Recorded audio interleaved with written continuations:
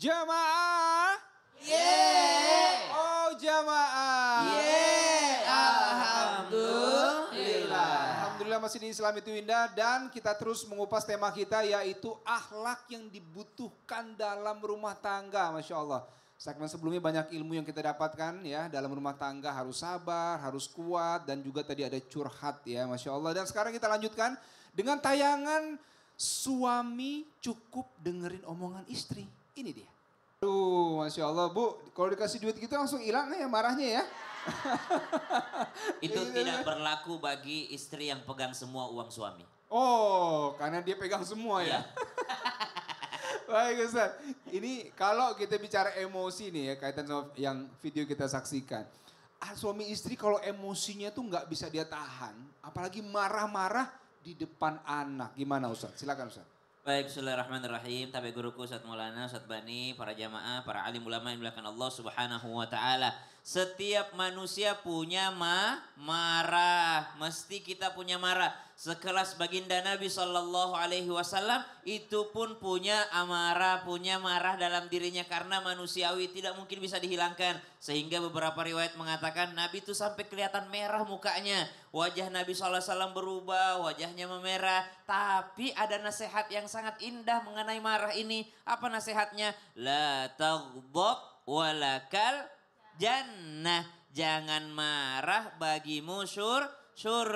Lalu kalau ditanyakan bagaimana agar akhlak mampu menahan amarah ini bisa ada dalam rumah tangga. Satu, fokusnya tadi dalam hadisnya la taghdab walakal jannah. Fokusnya jangan di marahnya, tapi fokusnya di jannahnya. Udah nih dapat jannah nih, dapat surga nih. Kalau ditahan dapat surga. Itu yang pertama. Yang kedua kata ulama, la taghdab itu memiliki dua makna. La taghdab yang pertama, jangan marah maksudnya jangan mencari apa yang bisa membuatmu marah. Biasanya saya marah kalau apa ya? Oh kalau tidak dibikinin kopi. Ya sudah jangan nunggu dibikinin kopi, bikin sendiri. Oh biasanya apa yang bikin saya marah ya? Oh saya marah kalau rumah kotor. Ya udah jangan nunggu istri yang beresin sendiri.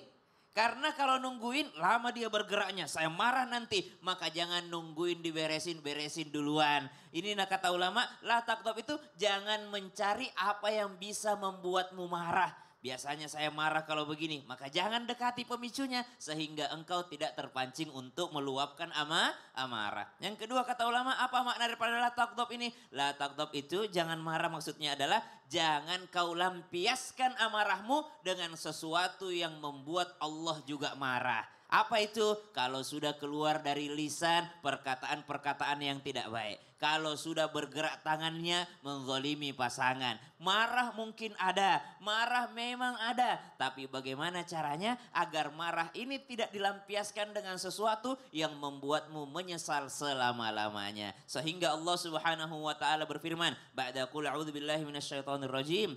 الذين ينفقون في السراء والضراء والكاظمين الغيظ والعافين عن الناس والله يحب المحسنين.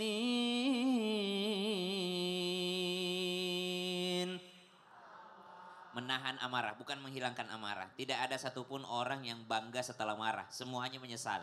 Masya Allah. Jadi fokus pada surganya, jangan marahnya ya Ustaz ya. Kalau ada orang habis melampiaskan amarahnya, mesti menyesal. Dia marah sama anaknya, malam-malam menyesal, menangis. Dia pandang anaknya, ya Allah kenapa tadi saya cubit anakku, kenapa tadi saya marah. Semuanya menyesal. Penyesalan ada di belakang. Betul. Masya Allah. Terima kasih buat tepuk tangan buat Ustaz Syam. Terima kasih banyak. Jangan marah maka bagimu surga. Wah kita mudah-mudahan bisa nahan marah ya Bu ya. Surga nih balasannya Masya Allah. Sekarang kita lanjut akan bertanya ke Ustadz Bani. Ustadz Bani. Ya. Ustadz ini kita ada sebuah kasus nih suami yang gak bisa menepati janji Ustadz. Waduh. Janji mau liburan gak jadi-jadi. Istri tugasnya nagih aja, kapan kita liburan, kapan kita liburan. Gak pernah terwujud. Nah bagaimana kondisi suami yang gak bisa menepati janji mungkin ada satu dan lain hal. Silakan Ustadz Bani. Masya Allah. Kata Allah Subhanahu wa taala, ya ayyuhalladzina amanu aufu bil uqud. Wahai orang-orang beriman, tepatilah janji kalian.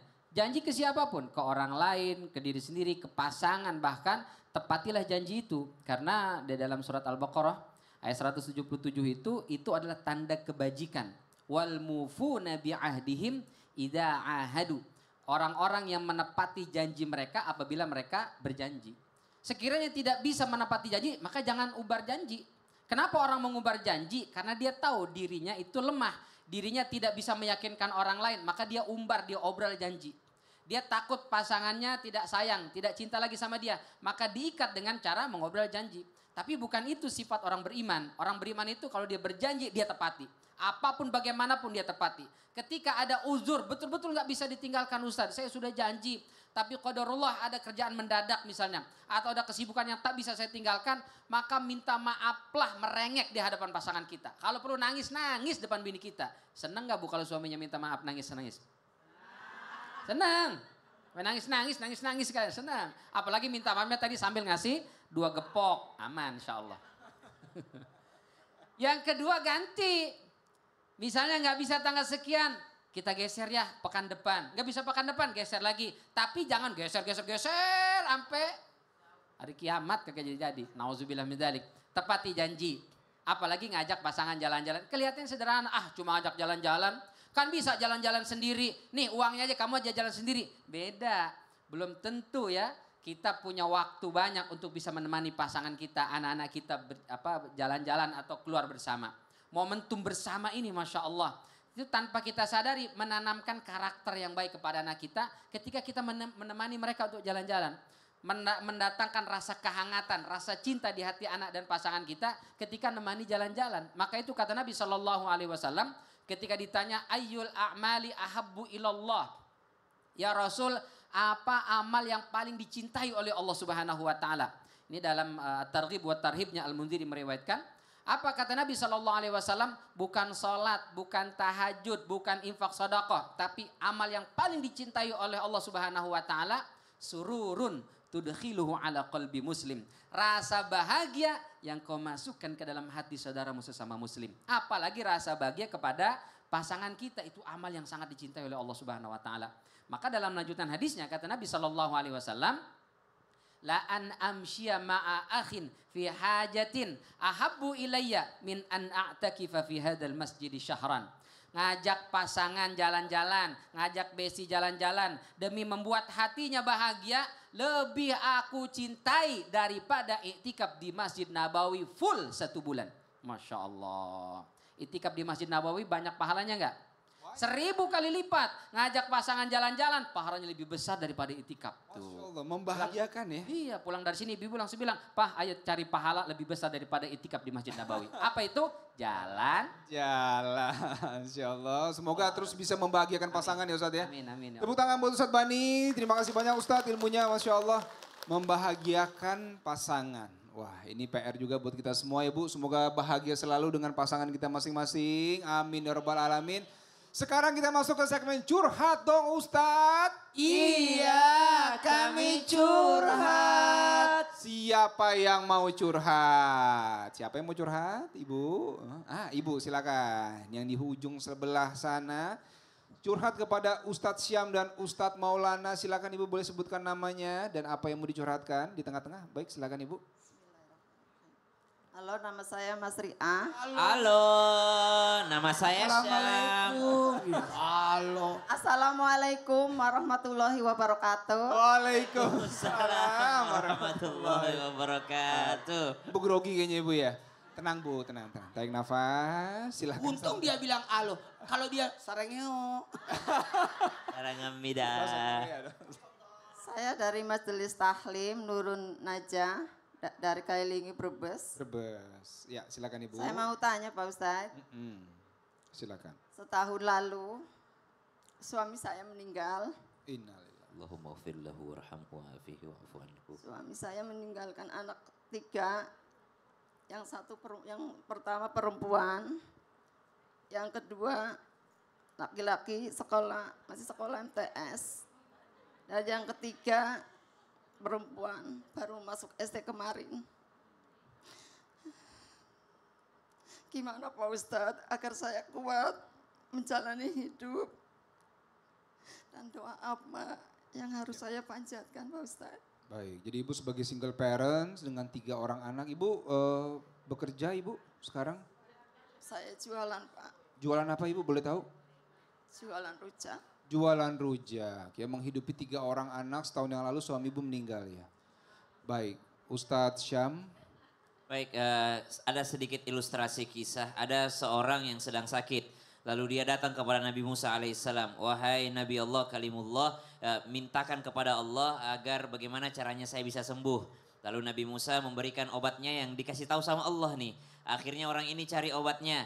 Dia minum sembuh subhanallah. Akhirnya yang kedua dia sakit lagi. Karena udah tahu obatnya dia tidak datang lagi kepada Nabi Musa. Langsung diambil obat itu dia minum sendiri. Enggak sembuh subhanallah. Lalu dia bertanya sama Nabi Musa, kenapa yang pertama sembuh, yang kedua enggak sembuh, padahal obatnya sama. Karena yang pertama engkau mintanya sama Allah. Yang pertama kau sandarnya kepada Allah. Yang kedua kau sandarnya pada obat.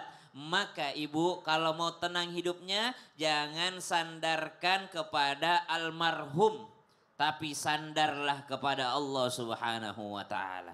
Kalau kita bersandar kepada manusia, siapapun dia, baik suami, istri, anak, orang tua, maka manusia ada batasnya. Yang tidak ada batasnya hanyalah Allah Subhanahu wa ta'ala. Ibu kalau minta apa doanya? Boleh membaca, Rabbi inni lima anzalta ilayya min khairin faqir. Ya Allah saya fakir, saya enggak punya apa-apa ya Allah selain darimu ya Allah. Ya Allah saya pernah hidup bahagia sebelum bertemu suamiku. Lalu saya tambah bahagia setelah ketemu suamiku. Sekarang tidak ada suamiku kembali, maka bahagiakan aku karena hanya engkaulah yang mampu membahagiakanku. Wallahu ta'ala. Masya Allah, jadi sandarkan kepada Allah gitu ya Ustadz ya? Iya dong. Hanya kepada Allah aja, bukan kepada makhluk ya Ustadz? Iya. Ustadz Maulana boleh tambahkan? Gini, suami ibu pasangan itu bukan malaikat. Bukan malaikat. Pasti malaikat pun nanti ada endingnya, akhirnya, wafatnya dan sebagainya. Yang namanya manusia pasti ada batasnya. Ada namanya ajal, wafat. Wafat artinya sempurna. Berarti sudah selesai tugasnya di muka bumi ini. Maka kita yang melanjutkan tugas itu. Tidak mungkin Allah menguji kita di atas kemampuan kita. Ibu punya anak berapa? 3. Umur berapa? Yang satu 17 tahun. 17 tahun. Yang kedua? Yang kedua baru 13. 13. Yang ketiga? 6 tahun. 6 tahun. Ibu lihat saya. Umur anak saya ditinggal ibunya 3 tahun, 5 tahun, 7 tahun, 9 tahun. Itu masih kecil-kecil.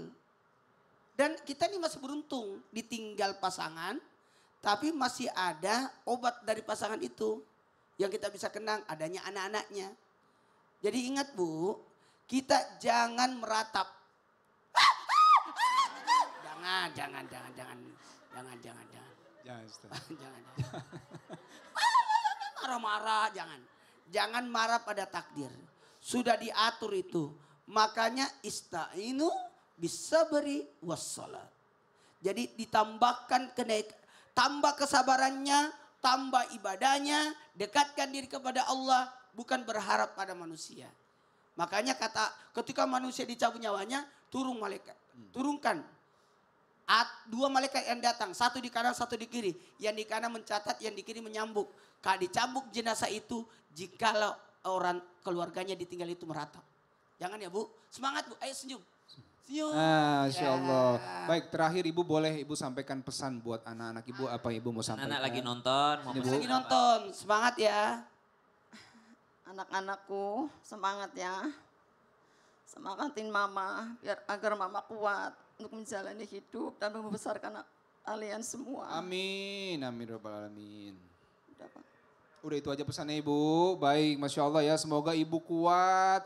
Dan kita doakan ya anak-anak jadi anak yang soleh dan soleha. Amin ya Rabbal Alamin. Baik, jangan kemana-mana. Kita akan kembali lagi sesaat lagi tetap di Islam itu Indah. Jamaah. Alhamdulillah.